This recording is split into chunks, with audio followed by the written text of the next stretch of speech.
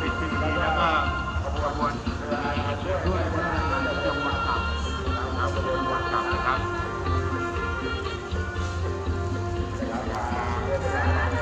เข้ามาชมพิธีเปิดอย่างเป็นทางการของการแข่งขันเรือยาวจังหวัดมุกดาหารปี 2568 นะครับพิธีตีช้างน้ำนองวันที่ 6 ตุลาคม 2568มาชมความสวยงามของเรือยาวครับ